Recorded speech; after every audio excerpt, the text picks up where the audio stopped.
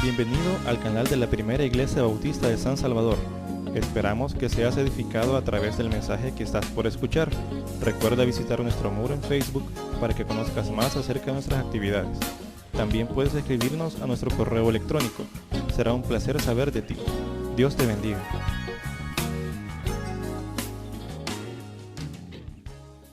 El texto de la predicación va del capítulo 11, los versículos 14 hasta el 23. La otra lectura es parte del contexto. Importante porque en lo que sería la lectura anterior, ustedes ven el título, en sus Biblias dice Jesús y la oración. Y otro título que aparece es Una casa dividida contra sí misma. Y el siguiente, el espíritu inmundo que vuelve. Bueno, creo que los que han estado en las últimas predicaciones recordarán que les dije que el diablo me aparecía en todas las predicaciones y que detesto hablar del diablo, no porque no crea que exista, sino porque creo que no necesita tanta mención el diablo. Me sorprendió como una época en que las canciones que los jóvenes oían, especialmente de música de rock and roll, uno que le llaman heavy metal, era medio música macabra, donde el diablo y la muerte eran mencionados fuertemente. Pero había desde un poquito antes, los que fueron jóvenes en la época de los 60 al 70, la música era más inocente en cierto modo. Y había cosas un poco absurdas, pero no tan fuertes como llegó a ser después. Por ejemplo, una canción de los famosos 4 cantantes de Liverpool decía: a ella le ha caído el diablo en el corazón, pero eso no lo puedo yo creer. Ella tiene el diablo en su corazón, pero eso me cuesta creerlo. Ese era el tono. De eso fue creciendo hasta que después los conciertos de rock eran a veces fiestas infernales, más si se acompañaba de drogas, y muchos acabaron en tragedias entre jóvenes en todo el mundo. Porque creo entonces que al diablo no hay que andarle dando tanto reconocimiento, si en la práctica, como fuerza, está en las intenciones de las personas, un espíritu diabólico. A veces las actitudes, las inclinaciones personales encarnan cosas diabólicas. Hablar mal, calumniando a otra persona, es diabólico. Y nace del corazón a veces, de la envidia. Pero el diablo también lo vemos en enfermedades. Una mala, bueno, no hay buenas enfermedades, digamos, todas son malas, pero una enfermedad de esas crueles son producto del mal que entra en el mundo. Y parecieran males externos que nos llegan. Conectado con eso también uno ve al diablo en estructuras de maldad. A veces se dice poco, pero una industria química que se llama Monsanto, que tiene infinidad de productos, envenenó a mucha gente con abonos, con pesticidas, y hay gente padeciendo de males, de cáncer en sus órganos por el agua que se filtró a la tierra y contaminó los productos vegetales. Poco se habla de eso. Los laboratorios pagan grandes cantidades para que no se divulguen esas cosas. El tabaco, por ejemplo, no solamente por ser dañino como tabaco, sino también por todos los pesticidas. Desde hace más de 70 años se sabía que causaba muerte, pero las empresas pagaron para que no se divulgaran las investigaciones hechas por universitarios. Eso es el diablo. Ahí está el diablo. O una estructura de poder, por Por ejemplo, yo veo al diablo en el holocausto judío, en las masacres, en las guerras. No hay guerra justa realmente. Casi todas son guerras injustas. Ahí está el diablo. Pero en la Biblia, los textos que vamos leyendo, especialmente en este tiempo de resurrección, y es porque los evangélicos enfatizamos más la resurrección y muy poco la pasión. Pero en el mundo católico, este tiempo hasta le llaman de Cuaresma, y son más o menos los 40 días desde que inicia la Cuaresma con el miércoles de ceniza, ¿verdad? Hasta el domingo de resurrección. Eso es la Cuaresma. Y se enfatiza la pasión de Cristo, el Cristo que muere, el Cristo crucificado. Pero nosotros, por supuesto, ponemos más énfasis en la resurrección de Cristo. Y de vez en cuando creo yo que no es malo también decir que no pudo haber resurrección sin pasar por la crucifixión. Es decir, para que hubiera resurrección tuvo que haber derramamiento de sangre en la cruz. Así que estos pasajes que vamos meditando, siempre me sorprendió al estar preparando que siempre está el diablo presente ahí, siempre, de alguna manera. Y aquí, con el texto de hoy me doy cuenta que las máscaras que el diablo usa son múltiples, con mucha razón. La misma Biblia dice que el diablo se viste como ángel de luz, se disfraza entre las máscaras que usa. O también el intento del diablo, del que ya meditamos, de torcer el ministerio de Jesús, tanto en el inicio del ministerio de Jesús como en el final, en el huerto de Getsemaní. Se ve al diablo queriendo torcer. Uno puede hasta imaginar el diálogo diabólico, incluso usando la Biblia, el mismo diablo frente a Jesús.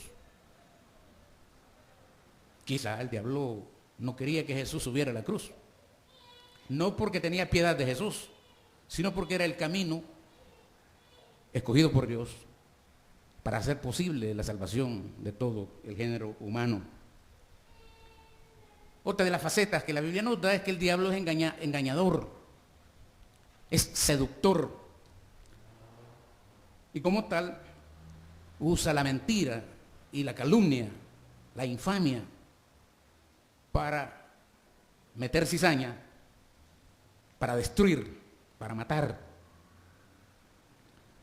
A Dios gracias, nuestro Salvador Jesucristo, nuestro Señor, la Biblia dice que nos dio la victoria, no solamente sobre el mal, sobre el pecado, sino sobre Satanás. Una victoria definitiva. Y me llama la atención entonces, mirando el texto, si ustedes se fijan, el capítulo 11 comienza hablando de la oración. Jesús quiere enseñar a sus discípulos a orar. Y aquí está la parte del Padre Nuestro más corta que aparece en Mateo. Y veo una brecha entre Jesús queriendo enseñarle al pueblo a orar y el trabajo del diablo con las multitudes especialmente y contra Jesús. Eso es lo que tenemos aquí. Sí, Jesús, porque comienza el texto diciendo, estaba Jesús echando fuera un demonio mudo. Aquí el estilo es como una vez más la tarea de Jesús, limpiando el mundo de los demonios que poseen al mundo.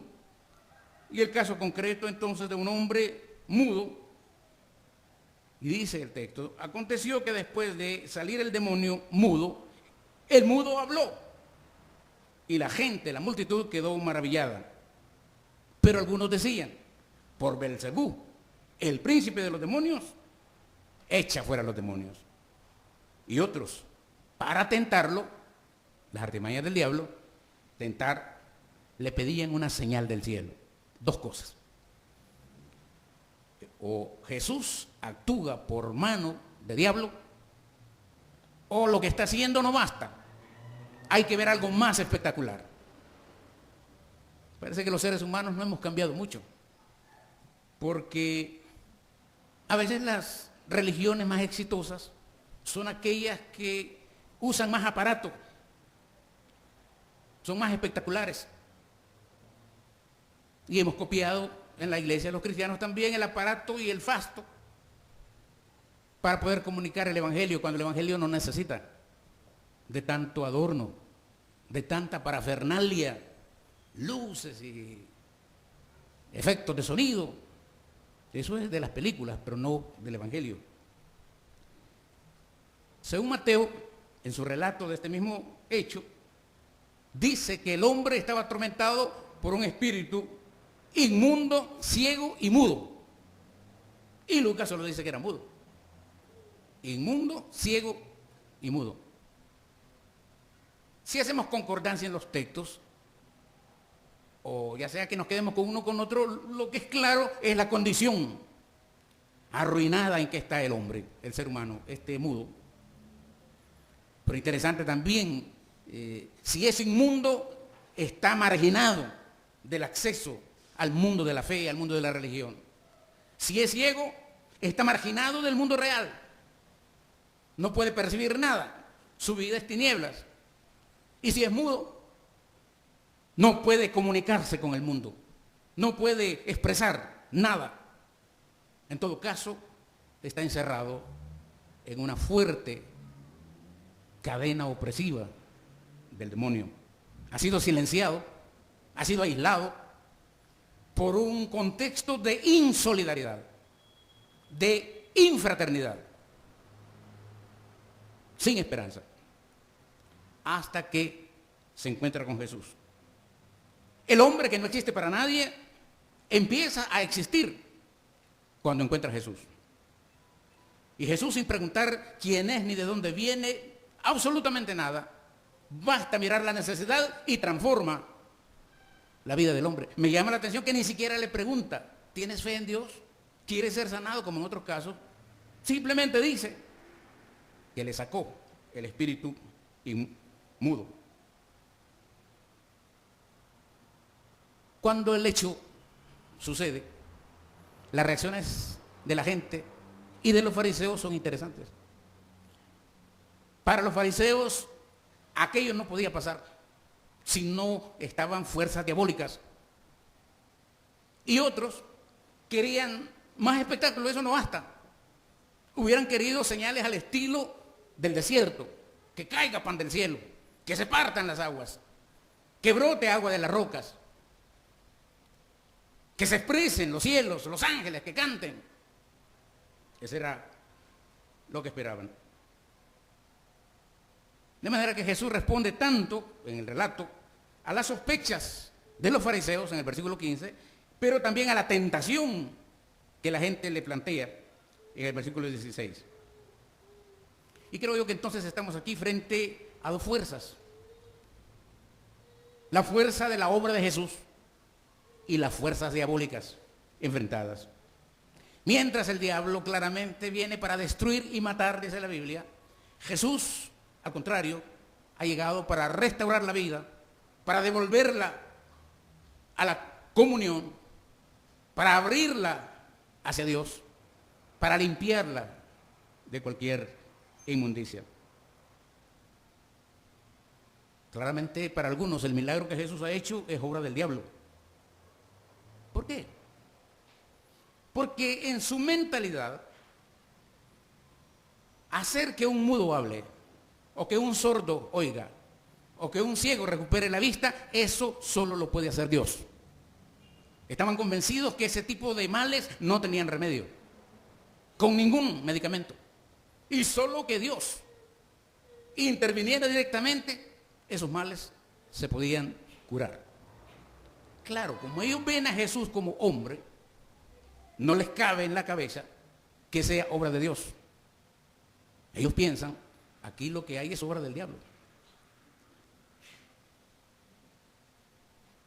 Porque tampoco reconocen ni los fariseos ni la multitud que Jesús sea hijo de Dios.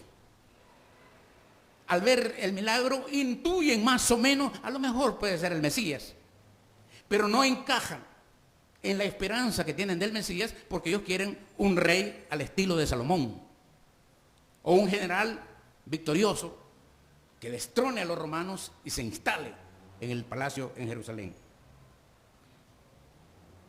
O le atribuyen el poder al demonio, o prefieren quedarse en la duda.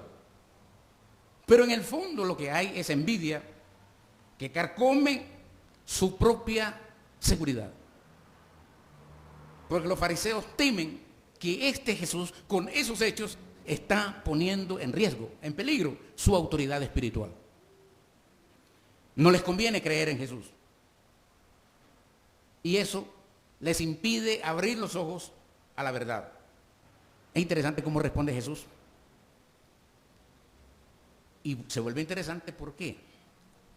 Y la respuesta de Jesús es bien condicional. Si yo, por el dedo de Dios, echo fuera los demonios, significa que el reino de Dios ha llegado. Pero detrás de esa afirmación, en que Jesús está diciendo, yo no actúo sino por el Espíritu de Dios,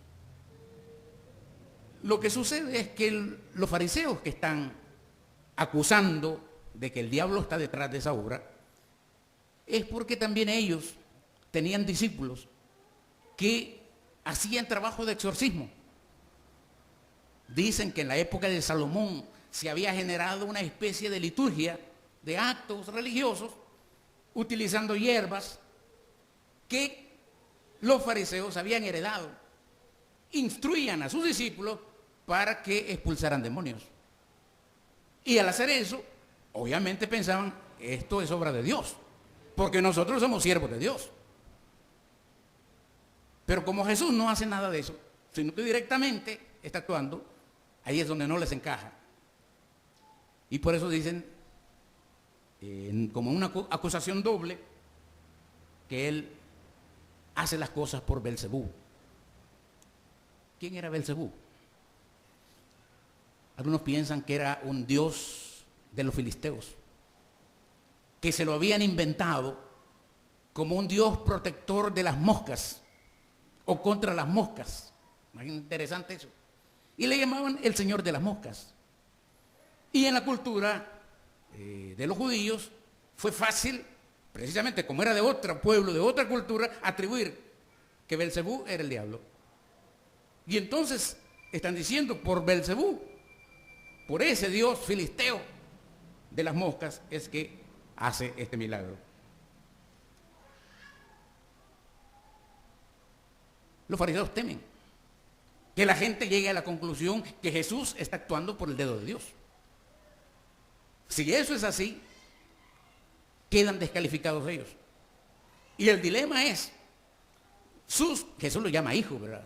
Vuestros hijos, pero se refiere a los discípulos de los fariseos. ¿Por quién sacan los demonios vuestros hijos?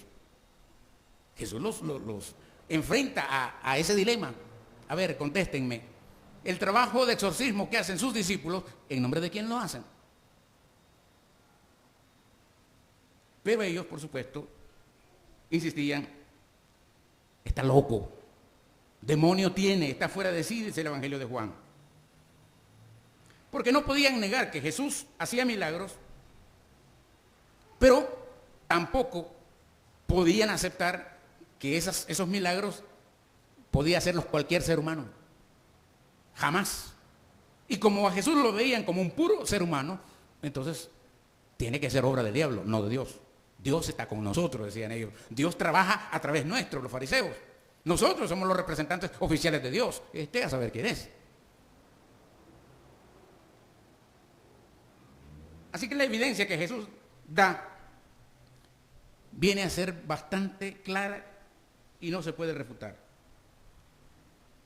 Ellos ponen en duda la fuente del poder que tiene Jesús. Pero Jesús habla del reino. Si yo, por el dedo de Dios, echo fuera demonios, significa que el reino de Dios ya está entre nosotros. A fin de cuentas, el problema no son los milagros, sino de quién reciben poder para hacer los milagros. Ese era su problema. Los fariseos han dado una explicación que creen que no se puede refutar. elevan su acusación al mundo de lo invisible, Belcebú. Porque aunque se podía hacer una imagen de Belcebú, entre ellos no. Para ellos era una amenaza tomada de otra cultura, de los filisteos. Y Jesús reconoce la astucia con la que están enfrentando los fariseos y el efecto que puede tener en la gente que está escuchando. Pero de hecho, la acusación contra Jesús es absurda. Y Jesús lo va a demostrar con el tema de la casa dividida. Una casa dividida no puede permanecer estable. Y por otro lado, la Escritura prueba que Jesús, desde su presencia en el mundo, una de las misiones es combatir el poder de Satanás. Él ha venido para restaurar la obra destructora que hace Satanás. Lo dice la primera carta de Juan. Para esto apareció el Hijo de Dios, para deshacer las obras del diablo. Capítulo 3, versículo 8. Entonces, el triunfo de Jesús sobre Satanás es echar fuera a los demonios. Y uno se pregunta, ¿por qué la Biblia habla tanto de endemoniados? Hoy se habla poco de endemoniados. Hoy tenemos otras explicaciones. De vez en cuando se oye, ¿verdad?, algunas cosas de hechicería. Pero en aquella época la gente atribuye a Satanás más poder, mucho poder. Pero dentro del texto, ¿quién era el responsable de que el hombre estuviera mudo? No hay duda que es Satanás. Satanás tiene encadenado al hombre. No se puede decir que esa era obra de Cristo. Lo que Cristo hace es restaurarlo a la vida normal. Entonces, si Satanás destruye la vida y Cristo la reconstruye, ¿cómo es posible que el diablo y Jesús puedan estar de acuerdo? ¿Cómo se puede decir que el mudo habló porque el diablo estaba detrás de Jesús? Imposible desde el punto de vista de la Escritura. El segundo aspecto es el de la tentación. O sea que hay un sector de multitud ahí que al ver el milagro quieren más, no les basta.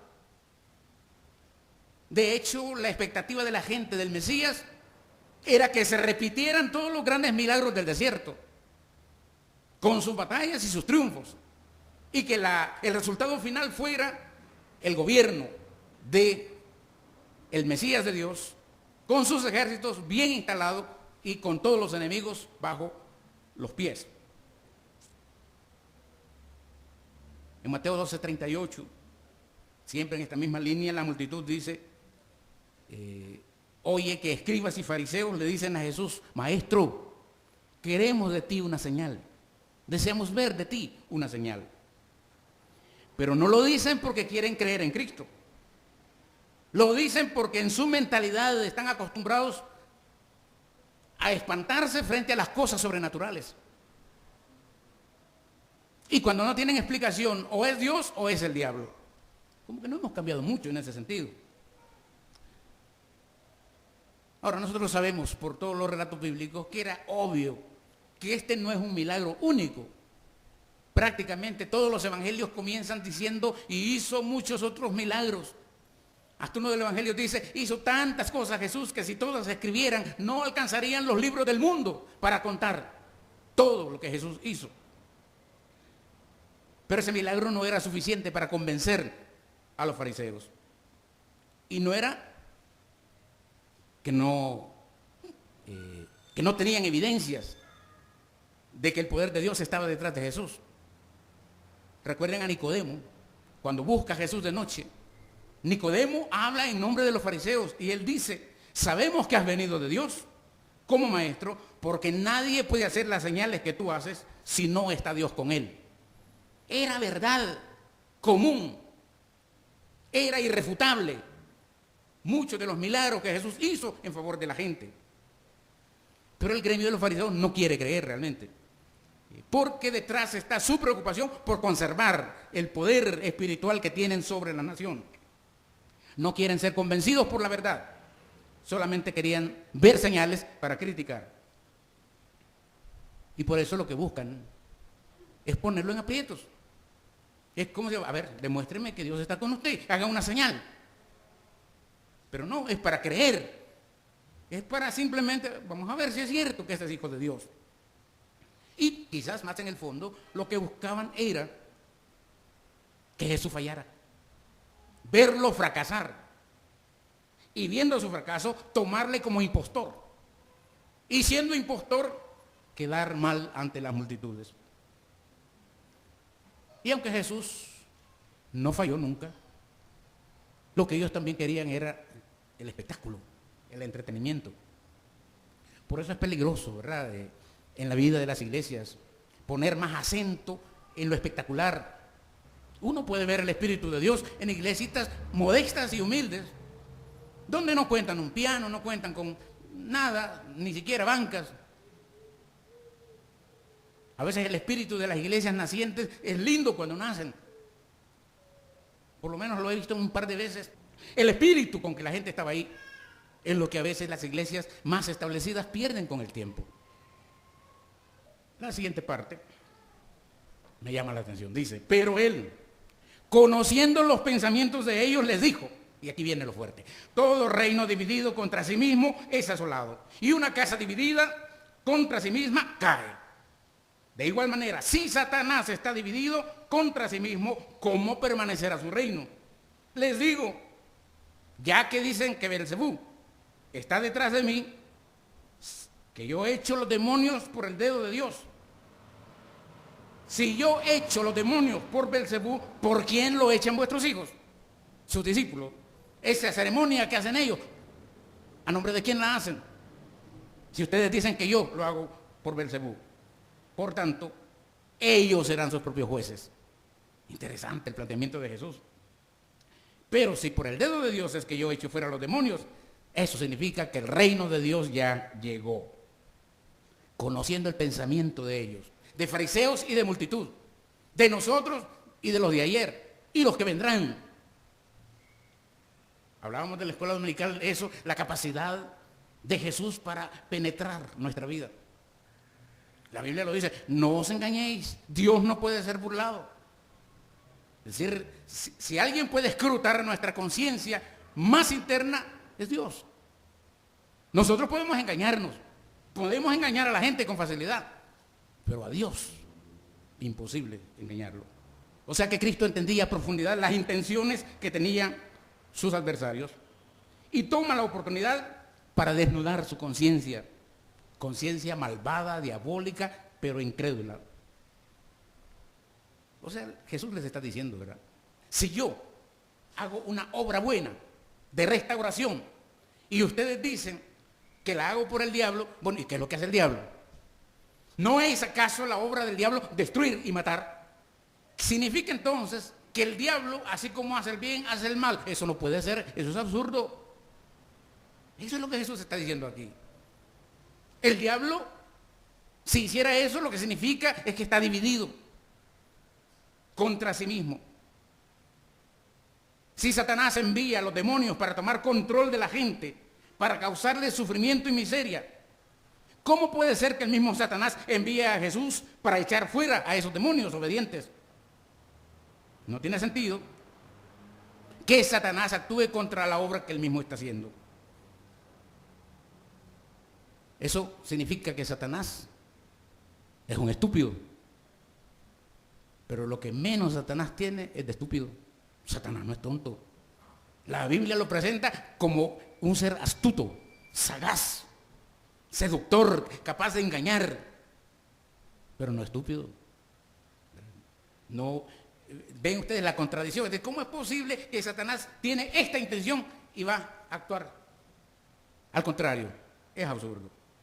Satanás echando fuera a Satanás, eso no existe. Uno podría decir que quizás la actitud que estaba moviendo a aquellos fariseos era la desesperación.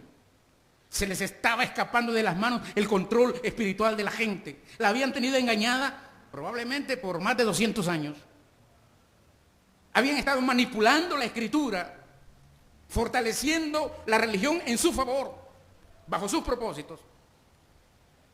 y habían totalmente quitado de la esencia de la religión judaica la compasión, la misericordia, el amor al prójimo, y buscaban simplemente establecer, institucionalizar su propio gremio. Pero no podían negar que Jesús había hecho milagros antes, ahora y después. Innegables. Entonces, en este dilema están contra la pared. Y no les queda más que aceptar una de dos. O admiten que Jesús hacía milagros por el poder de Dios y consecuentemente se humillaban delante de Dios, o atribuir milagros al diablo, diciendo que Jesús es un aliado del diablo, comisionado por Satanás, revestido del poder del diablo, y eso es lo que escogieron. Esa fue su posición. Pero Jesús los ha dejado en lo absurdo. No puede ser que el mal ataque al mal. Eso no es así. Y entonces Jesús va al dedo de Dios, ¿verdad? En otro evangelio, creo que es Mateo, nos habla del dedo de Dios. Me fascina esto porque Jesús como que irónicamente está diciendo, ni siquiera Dios en persona necesita intervenir. El dedo, basta el dedo de Dios. Y ahí está el milagro. Ellos no entendían. Y Jesús refiere al Espíritu de Dios detrás de la obra que está haciendo. Si yo echo fuera a los demonios por Belcebú, vuestros hijos por quien lo echan. Por tanto, ellos serán vuestros jueces. O sea, los ponen en el dilema de decir, bueno, si sus discípulos echan demonios y de esa manera hacen el bien, y yo echo fuera demonios y hago el bien, ellos, ustedes dicen que lo hacen por medio de Dios, y yo, ustedes dicen que lo hago por el diablo. ¿Cómo puede ser eso? Ante ese dilema, sus mismos discípulos van a ser jueces de ustedes. ¿Cómo les van a responder ustedes a sus discípulos? O sea, lo que quiere Jesús es exponer la inconsistencia, la inconsecuencia de los fariseos. Algunos de ellos eran alumnos aventajados de los fariseos y esperaban llegar a ser fariseos. Y parte de su entrenamiento era ir y ejercitar esta manera de actuar que viene del tiempo de Salomón. Entonces, si los fariseos que profesaban lanzar demonios admitían que la acusación hecha por los fariseos era cierta, entonces se condenaban ellos mismos. Pero por otro lado, si decían que la acusación era falsa, entonces condenaban a sus maestros y Jesús quedaba reivindicado. Así que de cualquier manera, esos alumnos se convierten en jueces de sus maestros. Y así fue como Jesús contesta el argumento de ellos y los deja casi perdidos. La reflexión que nos deja a nosotros, esto de la división, ¿verdad? Jesús conecta eso, todo reino dividido. Ya hay división entre los que siguen la voluntad de Dios y los que siguen las voluntades diabólicas. El mundo no puede permanecer. La tarea que Jesús ha venido a hacer, a destruir las obras del diablo, a reintegrar el mundo para Dios. Pero dice Juan 3:19, pero los hombres amaron más las tinieblas que la luz, porque sus obras eran malas. Entonces el momento que Jesús confronta a los fariseos es un momento crucial. Porque los fariseos, al observar la obra de Jesús, están siendo testigos de la obra de Dios, del inicio del reino de Dios, a quien ellos profesaban servir, pero que servían de mala manera. Por eso Jesús dice, si esto que yo hago, lo hago por el Espíritu de Dios, lo que esto significa es que ya llegó el reino de Dios. Ya está entre nosotros el reino de Dios. Significa que Satanás ha sido derrotado. Y entonces, ¿cómo decirles de qué lado están ustedes? ¿Qué escogen? O van a ponerse del lado de la obra del Espíritu de Dios, o van a seguir en este espíritu diabólico. El texto termina, en el versículo 21 al 23, con una pequeña parábola. Ya la hemos mencionado en otro tiempo, y lo que pareciera ser un axioma que cierra todo. La parábola dice, cuando un hombre fuerte armado guarda su palacio, en paz está lo que posee. Pero cuando viene otro más fuerte que él y le vence, le quita todas sus armas en que confiaba y reparte el botín. O sea, estamos hablando del hombre fuerte y el hombre más fuerte. ¿Quién es el hombre fuerte? Satanás. El hombre fuerte representa al diablo que entra en la casa, la persona humana, la persona del endemoniado, para atarlo, la cadena del espíritu mudo, antes de poder saquear su casa. Pero viene otro más fuerte, Jesús, para quitarle poder y echar fuera el demonio, saquear la casa. Es una parábola pequeña. Si el poder de Satanás es fuerte, el de Jesús es más fuerte. Tan fuerte que puede limpiar la casa, liberar al que está amarrado y hacerlo vivir. Hermanos, la victoria de Cristo sobre Satanás ocurrió cuando Cristo vino para encarnarse en los seres humanos, cuando muere en la cruz y cuando resucita. La derrota definitiva de Satanás ocurrió en la cruz y en la resurrección. Pero aún antes de morir, cuando Jesús envía a los 70 y aquellos discípulos regresan contentos y cuentan cómo han echado fuera demonios, la reflexión de Jesús es: yo veía a Satanás caer como rayo. En otra parte, en Juan 12:31 dice: ahora llegó la hora en que el príncipe del mundo será echado afuera. En Juan 16:33 dice: yo he vencido al mundo. Colosenses 2:15 dice que Jesús triunfó sobre el mal y las fuerzas satánicas en la cruz. Efesios 4:8 dice que cuando Él descendió a lo alto, llevó cautiva a la cautividad. Lo que quiere decir es que cuando Jesús subió a la cruz, llevó cautivo con Él a una multitud de cautivos para liberarlos. Hebreos 2:14-15 dice que Él vino para destruir por medio de la muerte al que tenía el imperio de la muerte, esto es, al diablo, y librar a todos aquellos a los que tenía bajo su servidumbre. Apocalipsis 23 dice: Satanás es atado para que no pueda engañar más a las naciones. Y esto es interesante, especialmente para los que predican que será en la segunda venida de Cristo cuando Satanás será atado por 1000 años. Se predica mucho eso. Lo que el texto dice es que Satanás está amarrado y herido de muerte desde que Jesús resucitó. De tal manera que es un enemigo herido. Claro, Apocalipsis también da la idea de que es como una fiera herida, y la fiera herida es más peligrosa que cuando no ha sido herida. Por eso es peligroso Satanás. No es que Satanás sigue siendo triunfador y tiene efecto de fuerza. Resistid al diablo y huirá de vosotros, dice la Biblia. O sea, no hay tal. Cuando Jesús dice el reino ha llegado, es que el reino ya está aquí. No ha llegado en su plenitud, pero ya está aquí. Y también que Satanás ha sido derrotado ya. Y cada vez que una persona se entrega a Cristo, está pegándole un golpe de victoria a Satanás. Ahora, Cristo tuvo que vencer primero y triunfar sobre Satanás para establecer su propio reino. Y nos ha ofrecido su reino. La gran pregunta para todos nosotros es: ¿estamos en el reino de Jesús? ¿Somos parte del reino de Jesús? ¿Lo hemos aceptado como el único camino de salvación de la vida? Él se entregó por amor. Y en esa entrega fue fiel a su Padre y a nosotros. Y a través de esa entrega nos ofrece perdón, reconciliación. A través de ese sacrificio nos hace hijos de Dios, hijos de Jesús, discípulos de Jesús.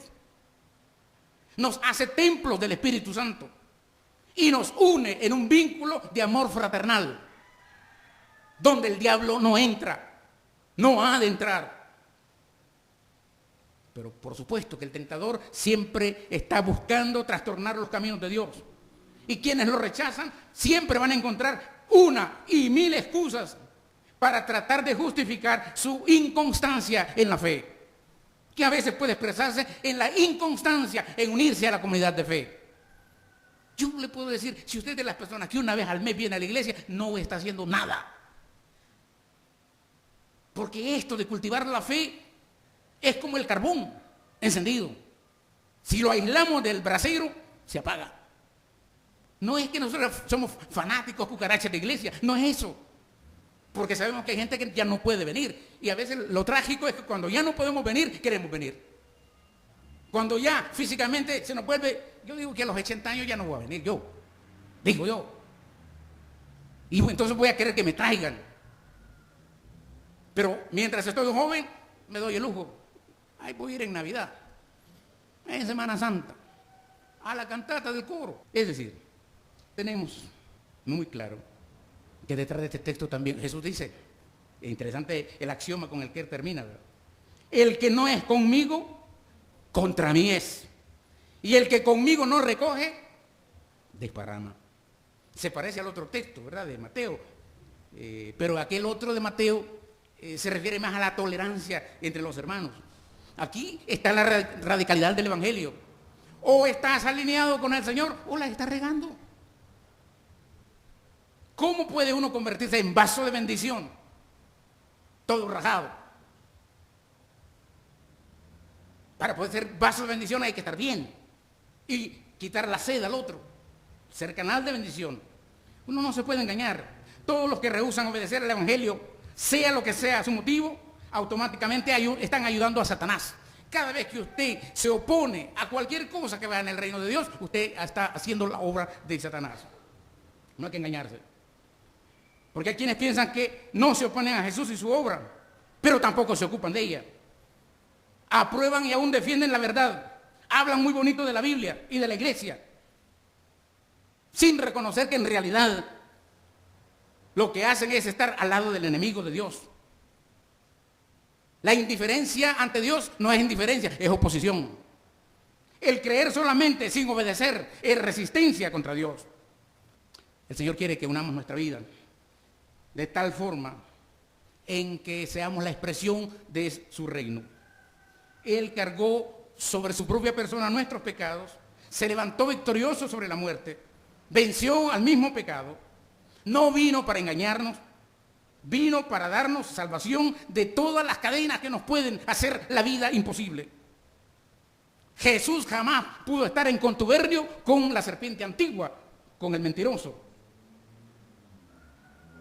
No podemos ser hijos de Dios y al mismo tiempo ser hijos del demonio. Cristo clavado en la cruz ha destruido nuestros pecados con poder del Espíritu y poder de Dios. Y con su gloriosa resurrección nos ha asegurado que es posible la nueva vida.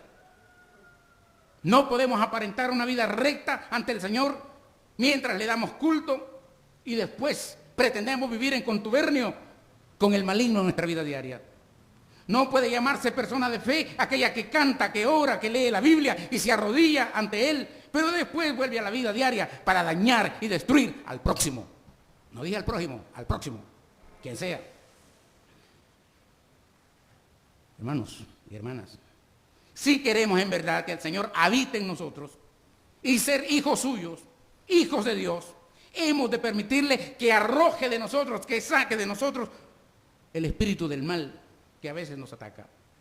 Si somos de Dios, sepamos amar, descubramos la santidad, luchemos por la paz en la familia y en la nación, preocupémonos del bien, no solo para mí, sino para todos. Tratemos, por tanto, buscar la fuerza en el Espíritu de Dios, Espíritu Santo que nos permita vivir a la altura de la fe y de la gracia con la que Dios nos ha abrazado. Así que es día de conversión, es día de cambiar. Es día de rectificar, de volverse a Dios, de rendirse a Él, de entregarle su ser, de entregarle la vida, de entregarle todo lo que usted más quiere. Y por eso con razón dice la palabra varias veces, si oyes hoy la voz de Dios, no endurezcas tu corazón. No regrese a su casa hoy sin ponerse a cuentas con el Señor. Y que su rutina diaria sea una rutina de servicio al Señor. Que Dios los ayude y me ayude a mí a ser congruentes con la palabra.